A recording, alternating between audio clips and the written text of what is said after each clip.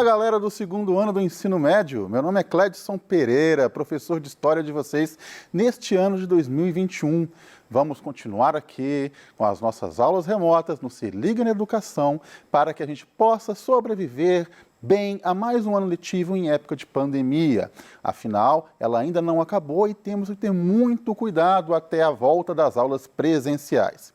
Vocês que estão no segundo ano se perguntam qual vai ser a matéria, quais vão ser os assuntos a serem estudados em história. Geralmente, a gente vai estudar fatos ocorridos entre o final do século XV, tanto no Brasil quanto no resto do mundo, até o final do século XIX. Ocorreram vários fatos, vários acontecimentos que transformaram profundamente toda a sociedade global, desde a história do Brasil como si, da descoberta, à colônia, ao império, até a proclamação da República, como revoluções na Europa que mudaram o conceito global de sobrevivência em sociedade. Países cresceram como grandes emergentes, surgiram grandes potências, outros deixaram de existir. A aula de hoje, nós vamos tratar um pouco da história do Brasil. Vocês sabem, acompanharam lá no final do primeiro ano do ensino médio, que os portugueses chegaram aqui em 1500.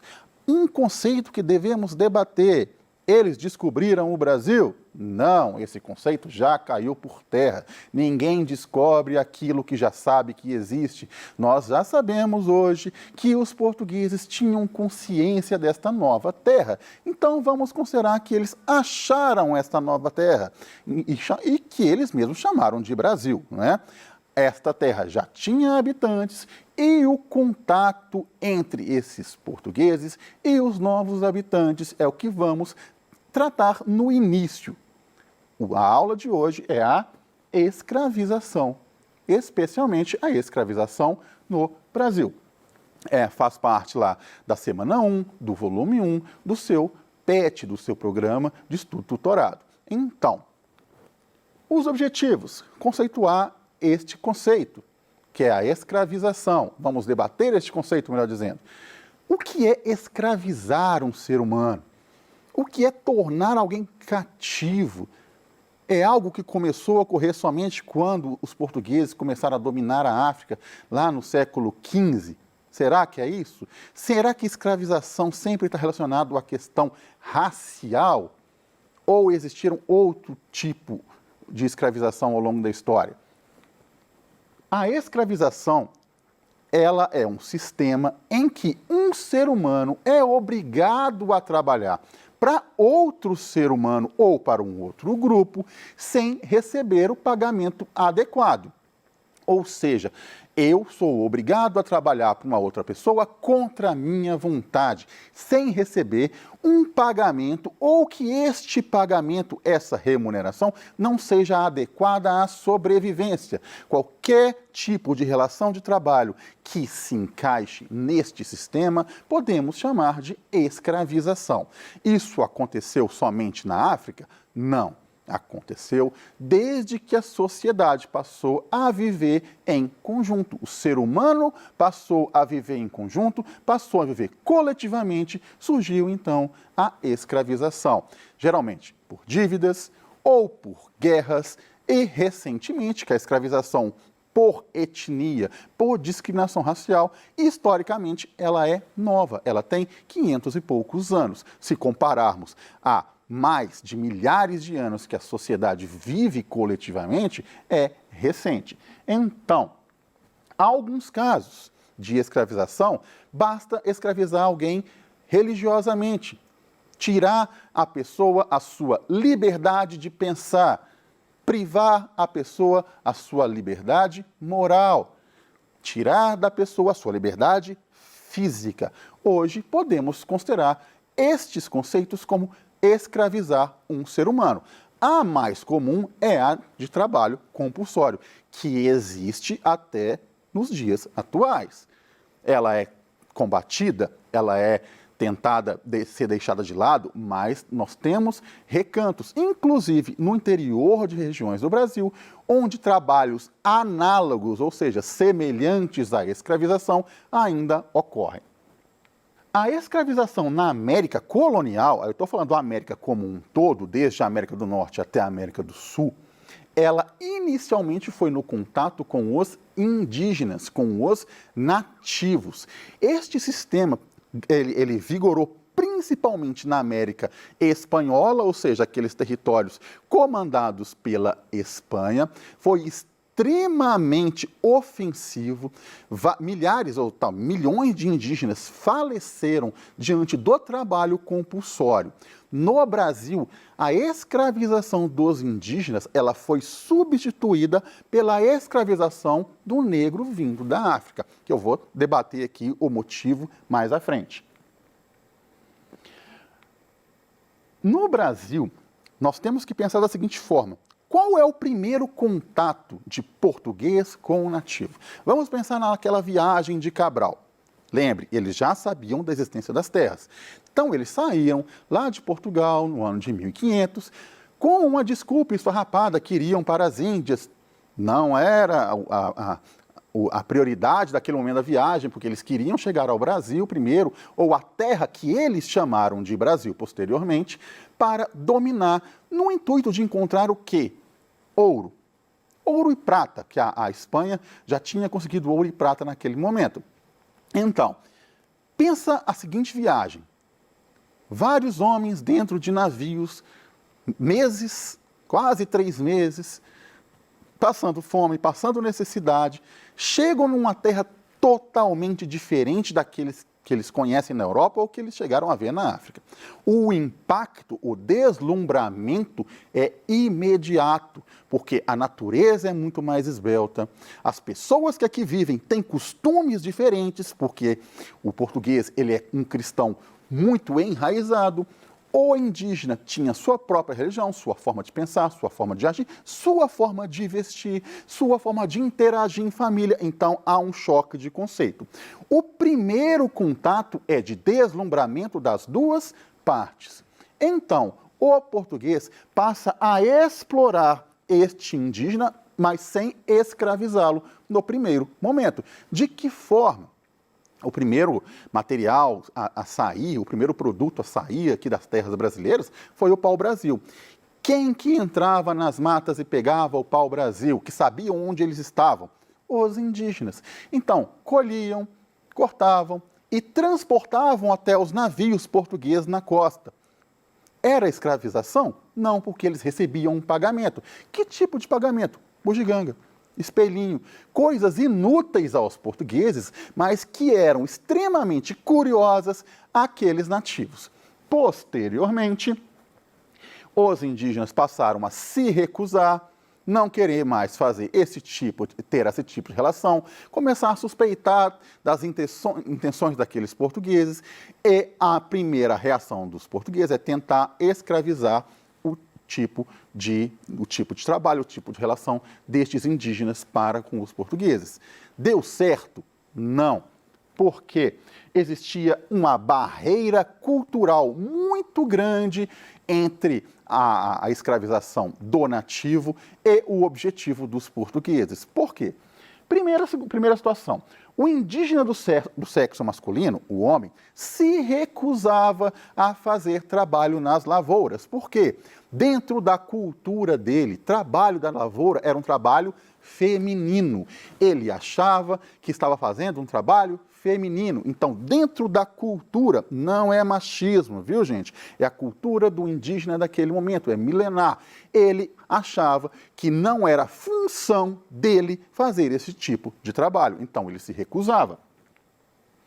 O investimento era incerto, porque aquele nobre português que iria doar dinheiro, que ia tentar investir nesse tipo da escravização do nativo, do indígena brasileiro, percebia que poderia ter muito prejuízo devido a um grande número de morte ocorrido nas tribos por doenças, epidemias levadas pelos portugueses que assolaram os indígenas brasileiros, que não tinham, naquele momento, uma reação imunológica àquele tipo de doença. Então, o grande número de óbitos fazia com que este investimento fosse perigoso, porque você poderia investir um dinheiro muito alto na escravização do indígena para tentar um lucro futuro, mas as mortes eram muito numerosas. Então, pararam de investir. Técnicas de trabalho dos indígenas não se adaptavam ao sistema das lavouras que os portugueses queriam. Eles não tinham o mesmo tipo de pensamento de trabalho. O indígena não era acostumado a trabalhar por excedente. Ele não entendia por que ele tinha que produzir mais do que ele precisa. Então, ele trabalhava apenas para o seu próprio sustento. E, finalmente, a oposição da Igreja Católica. A Igreja percebeu ou entendeu que o indígena era um ser muito puro que deveria ser salvo, ou seja, sua alma salva, cristianizada, em vez de escravizada. O tráfico negreiro, outro fator, era extremamente lucrativo. Então, a pessoa que investe dinheiro na relação de trabalho percebe que ganharia muito mais traficando negros vindos da África, que já estavam mais adaptados ao sistema de trabalho nas lavouras, que interessava diretamente aos produtores coloniais que os indígenas. Então, era melhor você traficar traficar seres humanos vindos da África, do que investir na escravização do nativo aqui no Brasil. Existia aí um comércio triangular, que a gente chama comércio triangular da escravização. Por quê? Navios portugueses, europeus, ou até espanhóis, saíam daqui das colônias com produtos em direção à Europa e depois para a África. Estes produtos, sejam armamento, seja tecido, seja mesmo até animais silvestres, eram trocados por seres humanos no continente africano e os seres humanos eram levados para trabalhar, de novo, nas colônias americanas. O fruto do trabalho destes seres humanos escravizados era enviado novamente à Europa e assim se mantinha o comércio triangular. Os navios que levavam mantimentos, eles saíam abarrotados e voltavam sempre com escravizados. Estima-se que mais ou menos 4 milhões de pessoas foram traficadas da África para o Brasil entre os séculos XVI e século XIX. Basta ver que a nossa sociedade ela é composta por um número muito grande de pessoas de etnia vindos da África. Nós somos uma sociedade hoje muito miscigenada devido à presença, primeiro, dos nativos, depois a presença do branco europeu e, finalmente, com a presença das pessoas que foram escravizadas do continente africano, traficadas para cá. Então, a sociedade brasileira ela é miscigenada. Os navios eles abarcavam geralmente 600 pessoas. Vamos pensar nessa viagem. Uma coisa que vale a pena lembrar, o português não entrava no interior do continente africano para capturar as pessoas. Eram tribos rivais que capturavam as pessoas e as vendiam aos portugueses, que mantinham seus fortes lá na costa africana. Então, estas pessoas eram colocadas em número de mais ou menos 600 dentro de navios e passavam até 60 dias nesta viagem. O calor era insuportável, o porão era escuro, sujo, a comida era escassa, a água era poluída. Era um ambiente propício ao surgimento de doenças e epidemias e cerca de 20% das pessoas que entravam nos navios morriam. Não chegavam ao seu destino. As pessoas que, porventura, conseguiam chegar ao destino, ainda tinham que enfrentar a depressão, a tristeza de perceber que nunca mais retornaria para a sua terra natal.